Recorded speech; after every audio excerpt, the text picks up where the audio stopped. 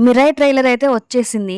నాకైతే చాలా బాగా నచ్చింది ట్రైలర్. 'హనుమాన్' మూవీ అప్పుడు మనం సినిమా చూసి ఏ ఫీల్‌తో అయితే బయటికి వచ్చామో, ఈ 'మిరాయి' మూవీని చూసి కూడా అదే ఫీల్ అండ్ వైబ్‌తో బయటకొచ్చేస్తాం అనిపిస్తుంది. ఈ ట్రైలర్‌లో హైలైట్ ఏంటంటే ఆ శ్రీరాముడు ఎంట్రీ షాట్ అయితే గూస్ బంప్స్ తెప్పించేలా ఉంది. ఈ మూవీలో రాముడిని ఎందుకు తీసుకొస్తాడు అనేది స్ట్రాంగ్ పాయింట్ అయ్యుండొచ్చు. ఆ తర్వాత తను రావడం, సినిమా ఎండ్ అవ్వడం, నాకు తెలిసి 'మిరాయి' మూవీకి పార్ట్ 2 ప్లాన్ చేస్తున్నారేమో అని అనిపించింది. శ్రీరామచంద్రుడిలాగా ఎవరు యాక్ట్ చేయబోతున్నారు అనే డౌట్ అవసరం లేదు. ఖచ్చితంగా ఏఐతో క్రియేట్ చేస్తున్నారు. ఎగ్జాంపుల్ 'హనుమాన్' మూవీలో హనుమంతుడి క్యారెక్టర్ ఎవ్వరూ చేయలేదు. అదంతా వీఎఫ్ఎక్స్ అండ్ గ్రాఫిక్స్‌తో చేశారు కదా!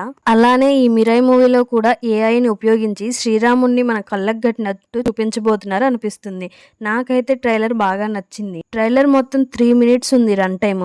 తేజ సజ్జా కెరియర్‌లో ఈ సినిమా కూడా ఇంకో బ్లాక్ బస్టర్ హిట్ కొట్టబోతుంది అనిపిస్తుంది. ఇది పాన్ ఇండియా లెవెల్‌లో రిలీజ్ కాబోతుంది. తేజ సజ్జా గారి చేతిలో ఉన్న అసలు ఆ స్టిక్ ఏంటి, దానికి అంత పవర్ ఏంటి, ఎలా వచ్చిందనేది మూవీలో తెలుసుకుంటాం.